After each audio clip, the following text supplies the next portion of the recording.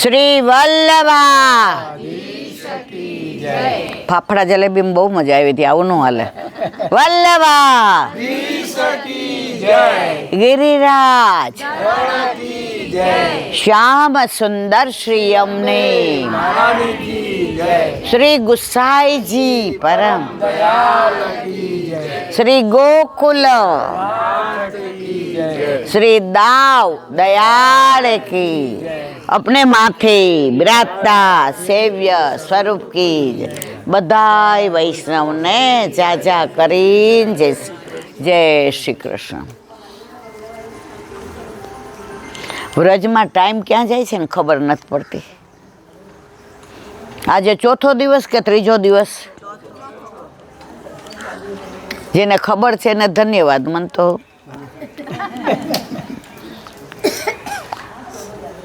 कोटवन व्रज हाँ जेने वातो करो त्या ठंडक की छेल्ली बैठक अँ कोट आई गयो. अपना पाड़ोश में कोई रेवा आवे ने बराबर न होय तो आपणे शुं कही खबर छे. कोट करी ल्यो एटले बाजू जोवुं ने. ठाकोरजीए व्रजनी बधी लीला आया सुधी ज राखी. व्रजनी बार जावा दीधी અને આ કોટ કરી લીધો. જે કોટની અંદર આવે એ બધા માણે, એ બધા જાણે. અને જેવા કોટની બહાર જાઓ તો આ લીલાનું તમને અનુસંધાન થાય પણ લીલાના દર્શન થાય નહીં. એવું આ કોટવન. એની પહેલાં મારે એક બે નાની વાત જે જીવનમાં હમણાં બની. ઠાકોરજી સાક્ષાત છે. પરમ દિવસે આપણે બધા આવતા હતા એટલે એક ભાઈએ બધાની ગાડીમાં કેળાની લૂમ આપી હતી. બરાબર છે. હવે અમને આગ્રહ કરીને દઈ ગયા. અમે કીધું ભાઈ આમ લીધા છે, આમ લીધા. એ કે ના હવે મારો ભાવ આમ એવું કર્યું ને કે આપણને એમ થાય કે ના આપણા રવા દેવાય ને એમના જ ખવાય. એવા ભાવથી એમણે દીધા. હવે જે મારે કહેવું છે કે પ્રભુ સાક્ષાત છે અને તમારું સારું દ્રવ્ય હોય તો તમને ખબર નથી એ દ્રવ્યને ક્યાં વપરાવે છે. જુઓ, લૂંટેલું અને ભેગું કરેલું અહીંયા લે છે પણ વાવેલું ભેગું લઈ જાય છે. આપણે આંબો વાવીને જઈએ પછી આપણા વડીલોને બધાય કહે કેટલા વર્ષ થયા? હવે 70 વર્ષે વાવો તમે કેરી ખાવાના જ? ત્યારે સરસ જવાબ દે કાંઈ નહીં, હું નહીં ખાઉં, મારી પાછળની પેઢી તો બધાય ખાશે ને. એમ આપણે આ બધું ભેગું કરીએ છીએ ને, અન્ન ધન ને એની વાત નથી કરતી હો મારવાલા. અહીંથી આ લઈ જવાના છે. વૈષ્ણવ આવતા ને તો કહેતા કાંઈક લઈને આવજો. હવે આપણે શું લઈ જવું છે, કેટલું લઈ જવું છે અને કેવું લઈ જવાનું છે. એક મિનિટ આને કહી તો એમણે કેળા આપ્યા. હવે પગ દુખતો હતો ને મારે તો ગ્રહણ હતું એટલે ખાવા નહોતું જવું. એટલે મેં આમને કીધું કે કેળા હોય તો ગાડી હોય પડી હોય તો લઈ આવજો, નહીંતર ભૂલી ગયા છીએ તો તમે ડ્રાઈવરને કહી દેજો કે એના છોકરાઓને એને ખવડાવી દે. એટલે વ્રજવાસીને ઓલાએ કીધું હા હા હા લે લેતા હું. ઘરે ગયો તો એ ભૂલી ગયો. હવે જે સાંભળજો, પછી સવારે આવ્યો એટલે બધા ડ્રાઈવરોને કહ્યું એ કે કેલા ખાય કે નહીં ને કેલા કાલ તો બહુ ઇન્હોને ખીલાયા.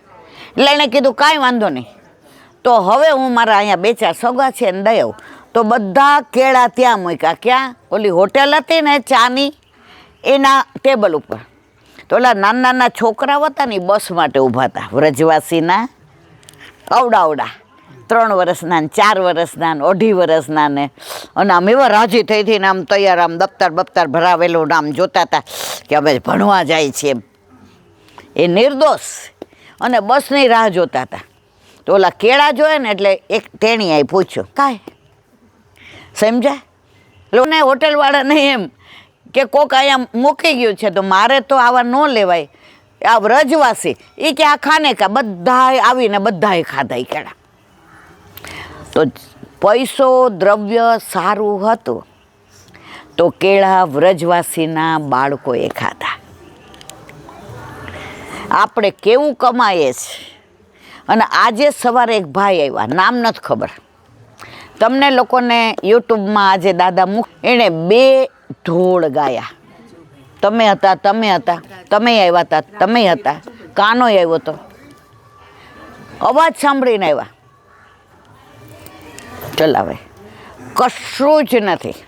અને એનો અવાજ અને એની અંદર શબ્દો હતા. કાના કાના કો ઢૂંઢતે રહેંગે, લતા પતા મેં દેખતે રહેંગે. એમાં એણે લખ્યું કે તને યશોદા માએ નહોતો બાંધ્યો તો અમે કેવી રીતે બાંધી શકવાના. પણ યશોદા માએ સાધનથી બાંધવાનો પ્રયત્ન કર્યો. અમારી પાસે તો કાંઈ સાધન છે નહીં, અમે નિસાધન. પણ અમારો પ્રેમ એની દોરી એવી પતલી હોવા છતાંય લોખંડની પેલી શૃંખલા કરતાં પણ ભારે છે. તારામાં ત્રેવડ હોય તો છૂટીને જા. આપણા ઘરે આપણા માથે બિરાજતો આપણો ઠાકોરજી આટલા બધામાંથી કહેજો આપણને છોડીને જઈ શકે? એને ત્રેવડ છે? જાય તો ખરો. હક છે આપણો. આપણે જેટલા એને વફાદાર રહીએ છીએ ને એના કરતાં વધુ વફાદાર એ રહે છે. આપણે તો સૂતક આવે કે ક્યાંક અઠવાડિયું લગ્નમાં માણવા જવું હોય કે પછી એમ થાય કે ચલો આપણે દુબઈ ફરવા જવું છે તો આપણા ઠાકોરજીને ક્યાં બીજે. પણ આપણા ઠાકોરજીએ કોઈ દી કીધું એ તારા કરતાં ઓલી ગોપી બહુ રૂપાળે છે, થોડાક દી હું ત્યાં જાઉં છું? કીધું મારવાલા? સમજાય છે ને બધાને? તડકો લાગે છે. બીજી એણે એક કીર્તન ભજન ઢોળ ગાયું, એમાં સરસ કીધું. એ કે ઉદ્ધવજી આવ્યા વ્રજમાં, ઠાકોરજીએ મોકલા. ઉદ્ધવજીને કે જઈ આવ ને તું. એ કે અહીંથી હવે અડધો કલાક રથમાં જાતા ને અડધો કલાક આવતા, અને કલાકમાં તો મારી પાસે એટલું જ્ઞાન છે ને પ્રભુ, હું બૃહસ્પતિનો શિષ્ય છું.